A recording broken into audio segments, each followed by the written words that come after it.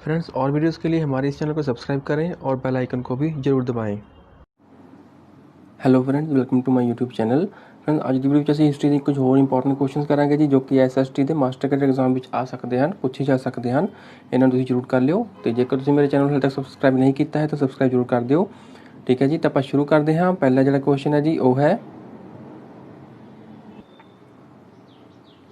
British ਵਿਚਾਰ ਦੁਆਰਾ ਭਾਰਤੀ ਅਸ਼ਾਂਤੀ ਦੇ ਪਿਤਾ ਹੋਣ ਬਾਰੇ ਨਿਮਨਲਿਖਤ ਵਿੱਚੋਂ ਕਿਸ ਨੂੰ ਮੰਨਿਆ ਜਾਂਦਾ ਹੈ? ਤੇ ਕਿਸ ਨੂੰ ਮੰਨਿਆ ਜਾਂਦਾ ਹੈ ਜੀ ਭਾਰਤੀ ਅਸ਼ਾਂਤੀ ਦੇ ਪਿਤਾ? ਤਾਂ ਇਹ ਆਪਸ਼ਨ ਹੈ ਜੀ ਗੋਪਾਲ ਕ੍ਰਿਸ਼ਨ ਗੋਖਲੇ, बी ऑप्शन है लोकमान्य तिलक, सी ऑप्शन है लाला लाजपत राय, डी ऑप्शन है मदन मोहन। तो किसनों मन्निया जाता है जी ब्रिटिश विचार द्वारा भारती अशांति के पिता? तो इसका जो राइट आंसर होगा जी वो होगा बी ऑप्शन, लोकमान्य तिलक नूं। ठीक है जी, लोकमान्य तिलक नूं ब्रिटिश के विचार द्वारा भारतीय अशांति के पिता मन्निया जाता है। नैक्सट क्वेश्चन है जी, सरदार वल्लभ भाई पटेल तो बाद भारत के दूजे गृह मंत्री कौन सन? तो कौन सन जी सरदार वल्लभ भाई पटेल तो बाद भारत के दूजे गृह मंत्री? तो ए ऑप्शन है जी अब्दुल कलाम आज़ाद, बी ऑप्शन है जवाहर लाल नेहरू, सी ऑप्शन है सी राजा गोपालचारी, डी ऑप्शन है इन्होंने विचों कोई नहीं। तो कौन सी जी सरदार वल्लभ भाई पटेल तो बाद भारत का दूजा गृह मंत्री? तो इसका जो राइट आंसर होगा जी वो होगा बी ऑप्शन। ठीक है जी, जवाहर लाल नेहरू। सरदार वल्लभ भाई पटेल तो बाद भारत के दूजे गृह मंत्री जोड़े बने सन, होम मिनिस्टर जोड़े बने सन, वो सन जवाहर लाल नेहरू। ठीक है जी, नैक्सट क्वेश्चन है,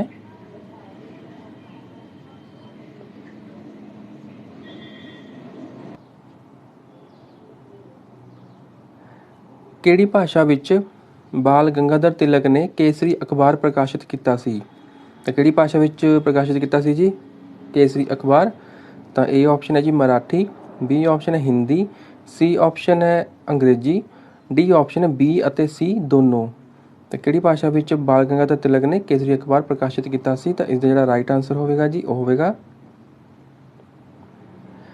ਇਹ ਆਪਸ਼ਨ, ਮਰਾਠੀ ਵਿੱਚ। ठीक है जी, मराठी भाषा में जोड़ा है केसरी अखबार प्रकाशित किया सी।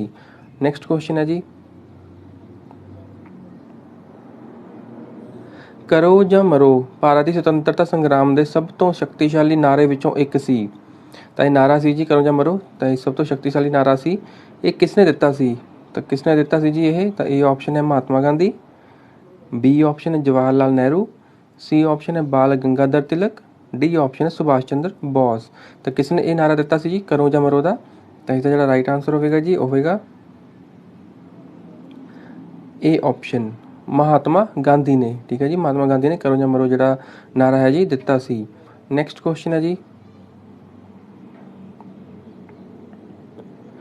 दादा भाई नरोजी अल्फिंस्टन कॉलेज के प्रोफैसर के रूप में कित्थे नियुक्त किए जाने वाले पहले भारती सन?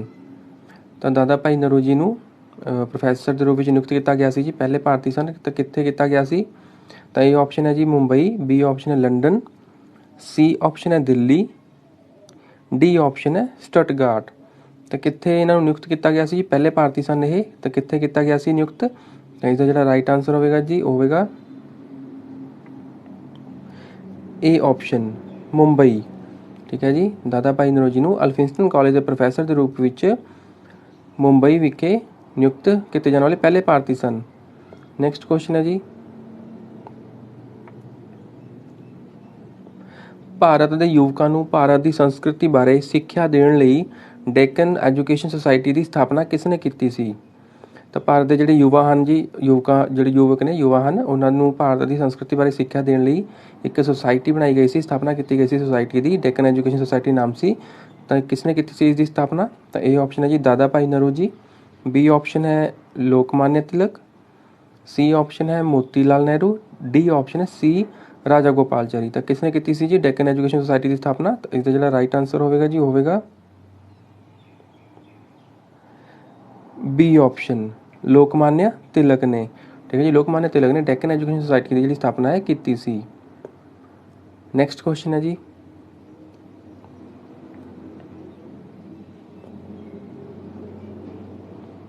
निम्नलिखित विचों 3 नूं एक ही साल विच भारत रत्न नाल सन्मानित किया गया सी। ਤੇ ਕਿਸ ਨੂੰ ਬਾਅਦ ਵਿੱਚ ਸਨਮਾਨਿਤ ਕੀਤਾ ਗਿਆ? ਤਾਂ ਇਹ 4 ਆਪਸ਼ਨ ਹੈ ਜੀ, ਇਹਨਾਂ ਵਿੱਚੋਂ 3 ਨੂੰ ਜਿਹੜਾ ਹੈ 21 ਸਾਲ ਵਿੱਚ ਭਾਰਤ ਰਤਨ ਨਾਲ ਸਨਮਾਨਿਤ ਕੀਤਾ ਗਿਆ ਸੀ, ਤੇ ਕਿਸ ਨੂੰ ਬਾਅਦ ਵਿੱਚ ਕੀਤਾ ਗਿਆ? ਤਾਂ ਇਹ ਆਪਸ਼ਨ ਹੈ ਜੀ ਸੀ ਰਾਜਾ ਗੋਪਾਲਚਰੀ, ਬੀ ਆਪਸ਼ਨ ਹੈ ਐਸ ਰਾਧਾ ਕ੍ਰਿਸ਼ਨਨ, ਸੀ ਆਪਸ਼ਨ ਹੈ ਅਬਦੁਲ ਕਲਾਮ ਆਜ਼ਾਦ, ਡੀ ਆਪਸ਼ਨ ਹੈ CV ਰਮਨ। ਤਾਂ ਕਿਸ ਨੂੰ ਬਾਅਦ ਵਿੱਚ ਸਨਮਾਨਿਤ ਕੀਤਾ ਗਿਆ ਜੀ? ਤਾਂ ਇਹਦਾ ਜਿਹੜਾ ਰਾਈਟ ਆਂਸਰ ਹੋਵੇਗਾ ਉਹ ਹੋਵੇਗਾ ਸੀ ਆਪਸ਼ਨ ਅਬਦੁਲ ਕਲਾਮ ਆਜ਼ਾਦ ਨੂੰ। ਠੀਕ ਹੈ ਜੀ, ਅਬਦੁਲ ਕਲਾਮ ਆਜ਼ਾਦ ਨੂੰ ਬਾਅਦ ਵਿੱਚ ਸਨਮਾਨਿਤ ਕੀਤਾ ਗਿਆ ਸੀ। ਨੈਕਸਟ ਕੁਐਸਚਨ ਹੈ ਜੀ,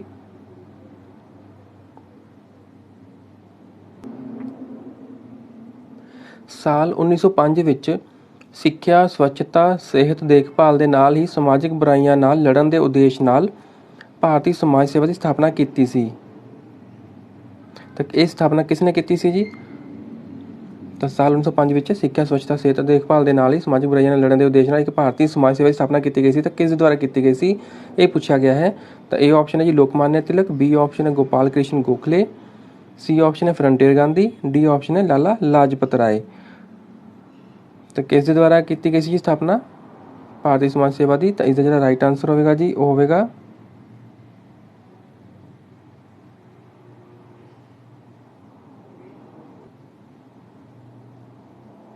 बी ऑप्शन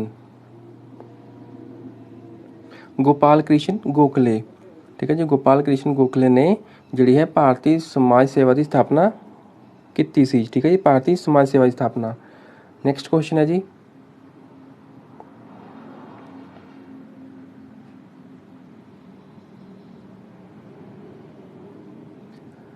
अरुणा असफ अली ਦਾ ਨਾਂ किस अंदोलन नाल जुड़िया सी?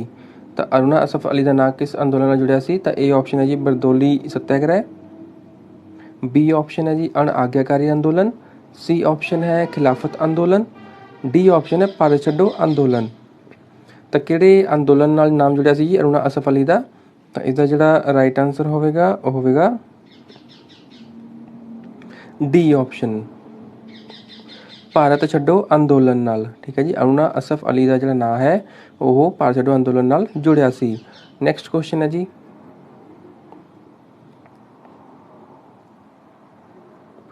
ਹੋਮ ਰੂਲ ਲੀਗ ਕਿਸ ਦੇ ਦੁਆਰਾ ਸ਼ੁਰੂ ਕੀਤਾ ਗਿਆ ਸੀ?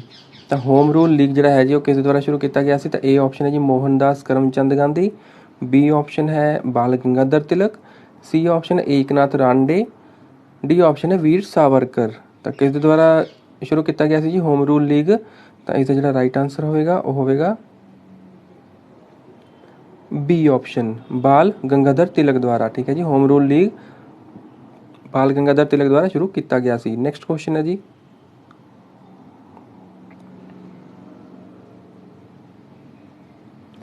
हितवाद साल 1911 ਵਿੱਚ ਗੋਪਾਲ ਕ੍ਰਿਸ਼ਨ ਗੋਖਲੇ ਦੁਆਰਾ ਸ਼ੁਰੂ ਕੀਤਾ ਗਿਆ ਅਖਬਾਰ ਕਿੱਥੇ ਪ੍ਰਕਾਸ਼ਿਤ ਹੋਇਆ ਸੀ? ਤਾਂ ਹਿਤਵਾਦ ਜਿਹੜਾ ਹੈ ਜੀ 1911 ਵਿੱਚ ਅਖਬਾਰ ਪ੍ਰਕਾਸ਼ਿਤ ਕੀਤਾ ਗਿਆ ਸੀ ਗੋਪਾਲ ਕ੍ਰਿਸ਼ਨ ਗੋਖਲੇ ਦੁਆਰਾ। ਤਾਂ ਇਹ ਕਿੱਥੇ ਪ੍ਰਕਾਸ਼ਿਤ ਕੀਤਾ ਗਿਆ ਸੀ? ਤਾਂ ਇਹ ਆਪਸ਼ਨ ਹੈ ਜੀ ਮੁੰਬਈ, ਬੀ ਆਪਸ਼ਨ ਹੈ ਪੁਣੇ, ਸੀ ਆਪਸ਼ਨ ਹੈ ਸ਼ੋਲਾਪੁਰ, ਡੀ ਆਪਸ਼ਨ ਹੈ ਨਾਗਪੁਰ। ਤਾਂ ਕਿੱਥੇ ਪ੍ਰਕਾਸ਼ਿਤ ਕੀਤਾ ਗਿਆ ਸੀ ਜੀ? ਤਾਂ ਇਸਦਾ ਜਿਹੜਾ ਰਾਈਟ ਆਂਸਰ ਹੋਵੇਗਾ ਜੀ ਉਹ ਹੋਵੇਗਾ ਡੀ ਆਪਸ਼ਨ ਨਾਗਪੁਰ ਵਿਖੇ। ਠੀਕ ਹੈ ਜੀ, ਗੋਪਾਲ ਕ੍ਰਿਸ਼ਨ ਗੋਖਲੇ ਦੁਆਰਾ ਜਿਹੜਾ ਅਖਬਾਰ ਹੈ ਜੀ ਹਿਤਵਾਦ ਉਹ ਨਾਗਪੁਰ ਵਿਖੇ ਪ੍ਰਕਾਸ਼ਿਤ ਹੋਇਆ ਸੀ। ਨੈਕਸਟ ਕੁਐਸਚਨ ਹੈ ਜੀ, ਸਾਲ 1919 ਵਿੱਚ ਮੋਤੀ ਲਾਲ ਨਹਿਰੂ ਨੇ ਕਿਹੜਾ ਸਮਾਚਾਰ ਪੱਤਰ ਸ਼ੁਰੂ ਕੀਤਾ ਸੀ? ਤਾਂ ਸਾਲ 1919 ਵਿੱਚ ਮੋਤੀ ਲਾਲ ਨਹਿਰੂ ਦੁਆਰਾ ਇੱਕ ਸਮਾਚਾਰ ਪੱਤਰ ਸ਼ੁਰੂ ਕੀਤਾ ਗਿਆ ਸੀ। ਤਾਂ ਕਿਹੜਾ ਸੀ ਜੀ ਉਹ? ਏ ਆਪਸ਼ਨ ਹੈ ਭਾਰਤ ਦੀ ਆਵਾਜ਼, ਬੀ ਆਪਸ਼ਨ ਹੈ ਨੇਤਾ, ਸੀ ਆਪਸ਼ਨ ਹੈ ਯੁਵਾ ਭਾਰਤ, ਡੀ ਆਪਸ਼ਨ ਹੈ ਸੁਤੰਤਰ। ਤਾਂ ਕਿਹੜਾ ਸੀ ਜੀ, ਕਿਹੜਾ ਸਮਾਚਾਰ ਪੱਤਰ ਸ਼ੁਰੂ ਕੀਤਾ ਗਿਆ ਸੀ? ਤਾਂ ਇਸਦਾ ਜਿਹੜਾ ਰਾਈਟ ਆਂਸਰ ਹੋਵੇਗਾ ਜੀ ਉਹ ਹੋਵੇਗਾ ਡੀ ਆਪਸ਼ਨ ਸੁਤੰਤਰ। ਠੀਕ ਹੈ ਜੀ, ਮੋਤੀ ਲਾਲ ਨਹਿਰੂ ਦੁਆਰਾ ਜਿਹੜਾ ਸੀ ਜੀ ਸਮਾਚਾਰ ਪੱਤਰ ਉਹ ਸੁਤੰਤਰ ਸੀ ਜਿਹੜਾ ਕਿ ਸ਼ੁਰੂ ਕੀਤਾ ਗਿਆ ਸੀ। ਨੈਕਸਟ ਕੁਐਸਚਨ ਹੈ ਜੀ,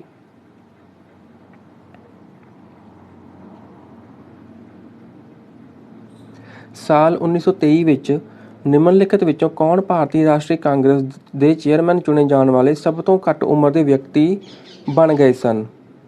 ਠੀਕ ਹੈ ਜੀ, ਇੱਥੇ ਬਣ ਗਏ ਹਨ ਲਿਖਿਆ ਹੋਇਆ ਜੀ, ਇਸ ਨੂੰ ਸਹੀ ਕਰ ਲਿਓ। ਸਾਲ 1923 ਵਿੱਚ ਨਿਮਨਲਿਖਤ ਵਿੱਚੋਂ ਕੌਣ ਭਾਰਤੀ ਰਾਸ਼ਟਰੀ ਕਾਂਗਰਸ ਚੇਅਰਮੈਨ ਚੁਣੇ ਜਾਣ ਵਾਲੇ ਸਭ ਤੋਂ ਘੱਟ ਉਮਰ ਦੇ ਵਿਅਕਤੀ ਬਣ ਗਏ ਸਨ? ਤਾਂ ਇਹ ਆਪਸ਼ਨ ਹੈ ਜੀ ਮੋਤੀ ਲਾਲ ਨਹਿਰੂ, ਬੀ ਆਪਸ਼ਨ ਹੈ ਅਬਦੁਲ ਕਲਾਮ ਆਜ਼ਾਦ, ਸੀ ਆਪਸ਼ਨ ਹੈ ਲਾਲਾ ਲਾਜਪਤ ਰਾਏ, ਡੀ ਆਪਸ਼ਨ ਹੈ ਮਦਨ ਮੋਹਨ। ਤਾਂ ਕੌਣ ਸਨ ਜੀ ਉਹ? ਤਾਂ ਇਹਦਾ ਜਿਹੜਾ ਰਾਈਟ ਆਂਸਰ ਹੋਵੇਗਾ ਜੀ ਉਹ ਹੋਵੇਗਾ ਬੀ ਆਪਸ਼ਨ ਅਬਦੁਲ ਕਲਾਮ ਆਜ਼ਾਦ। ਅਬਦੁਲ ਕਲਾਮ ਆਜ਼ਾਦ ਜਿਹੜੇ ਸਨ ਉਹ ਸਭ ਤੋਂ ਘੱਟ ਉਮਰ ਦੇ ਵਿਅਕਤੀ ਬਣ ਗਏ ਸਨ ਭਾਰਤੀ ਰਾਸ਼ਟਰੀ ਕਾਂਗਰਸ ਦੇ ਚੇਅਰਮੈਨ ਵਜੋਂ। ਨੈਕਸਟ ਕੁਐਸਚਨ ਹੈ ਜੀ, ਲਾਲਾ ਲਾਜਪਤ ਰਾਏ ਦੇ ਕਿਹੜੀ ਯਾਤਰਾ ਦੇ ਵਿਰੋਧ ਵਿੱਚ ਮੌਤ ਹੋ ਗਈ ਸੀ? ਤਾਂ ਲਾਲਾ ਲਾਜਪਤ ਰਾਏ ਜੀ ਦੀ ਮੌਤ ਹੋ ਗਈ ਸੀ ਤਾਂ ਕਿਹੜੀ ਯਾਤਰਾ ਦੇ ਵਿਰੋਧ ਵਿੱਚ ਹੋਈ ਸੀ?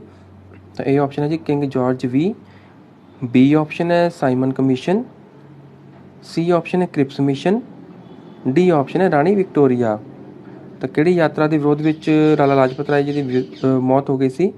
ਤਾਂ ਇਸਦਾ ਜਿਹੜਾ ਰਾਈਟ ਆਂਸਰ ਹੋਵੇਗਾ ਜੀ ਉਹ ਹੋਵੇਗਾ ਬੀ ਆਪਸ਼ਨ ਸਾਈਮਨ ਕਮਿਸ਼ਨ ਦੇ ਵਿਰੋਧ ਵਿੱਚ। ਠੀਕ ਹੈ ਜੀ, ਸਾਈਮਨ ਕਮਿਸ਼ਨ ਦੇ ਵਿਰੋਧ ਵਿੱਚ ਲਾਠੀਚਾਰਜ ਹੋਇਆ ਸੀ, ਉਸ ਦੇ ਵਿੱਚ ਜਿਹੜੀ ਹੈ ਲਾਲਾ ਲਾਜਪਤ ਰਾਏ ਜੀ ਦੀ ਮੌਤ ਹੋ ਗਈ ਸੀ। ਨੈਕਸਟ ਕੁਐਸਚਨ ਹੈ ਜੀ,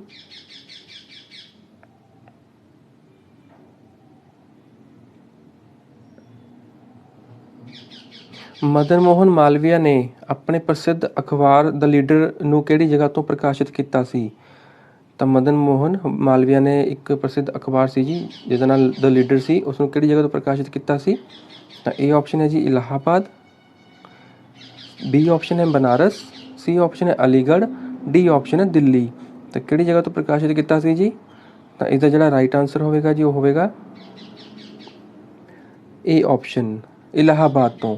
ਠੀਕ ਹੈ ਜੀ, ਮਦਨ ਮੋਹਨ ਮਾਲਵੀਆ ਨੇ ਆਪਣਾ ਜਿਹੜਾ ਪ੍ਰਸਿੱਧ ਅਖਬਾਰ ਹੈ ਦ ਲੀਡਰ ਨੂੰ ਇਲਾਹਾਬਾਦ ਦੀ ਜਗ੍ਹਾ ਤੋਂ ਪ੍ਰਕਾਸ਼ਿਤ ਕੀਤਾ ਸੀ। ਠੀਕ ਹੈ ਜੀ, ਤਾਂ ਫਰੈਂਡਸ ਇਹ ਹਿਸਟਰੀ ਦੇ ਇੰਪੋਰਟੈਂਟ ਕੁਐਸਚਨਸ ਹਨ ਜਿਹੜੇ ਕਿ SST ਦੇ ਮਾਸਟਰ ਕੈਡਰ ਐਗਜ਼ਾਮ ਵਿੱਚ ਪੁੱਛੇ ਜਾ ਸਕਦੇ ਨੇ। ਬਹੁਤ ਹੀ ਇੰਪੋਰਟੈਂਟ ਕੁਐਸਚਨਸ ਹਨ, ਇਹਨਾਂ ਨੂੰ ਤੁਸੀਂ ਜ਼ਰੂਰ ਕਰ ਲਿਓ। ਤੇ ਜੇਕਰ ਤੁਸੀਂ ਹਾਲੇ ਤੱਕ ਮੇਰੇ ਚੈਨਲ ਨੂੰ ਸਬਸਕ੍ਰਾਈਬ ਨਹੀਂ ਕੀਤਾ ਹੈ ਸਬਸਕ੍ਰਾਈਬ ਜ਼ਰੂਰ ਕਰ ਦਿਓ ਤੇ ਬੈਲ ਆਈਕਨ ਨੂੰ ਵੀ ਪ੍ਰੈਸ ਕਰ ਦਿਓ ਤਾਂ ਕਿ ਤੁਹਾਨੂੰ ਮੇਰੀ ਵੀਡੀਓਜ਼ ਦਾ ਜਿਹੜਾ ਨੋਟੀਫਿਕੇਸ਼ਨ ਹੈ ਮਿਲਦਾ ਰਹੇ। ਠੀਕ ਹੈ ਜੀ, ਅਗਰ ਤੁਹਾਨੂੰ ਕੋਈ ਡਾਊਟ ਹੋਵੇ, ਕੋਈ ਕੁਐਸਚਨ ਪੁੱਛਣਾ ਚਾਹੁੰਦੇ ਹੋ ਤਾਂ ਤੁਸੀਂ ਕਮੈਂਟ ਵਿੱਚ ਪੁੱਛ ਸਕਦੇ ਹੋ, ਮੈਂ ਤੁਹਾਨੂੰ ਰਿਪਲਾਈ ਕਰਨ ਦੀ ਕੋਸ਼ਿਸ਼ ਕਰਾਂਗਾ। ਠੀਕ ਹੈ ਜੀ, ਤਾਂ ਆਪਾਂ ਮਿਲਦੇ ਹਾਂ ਨੈਕਸਟ ਵੀਡੀਓ ਵਿੱਚ ਕੁਝ ਹੋਰ ਇੰਪੋਰਟੈਂਟ ਕੁਐਸਚਨਸ ਦੇ ਨਾਲ। ਉਦੋਂ ਤੱਕ ਲਈ ਥੈਂਕ ਯੂ।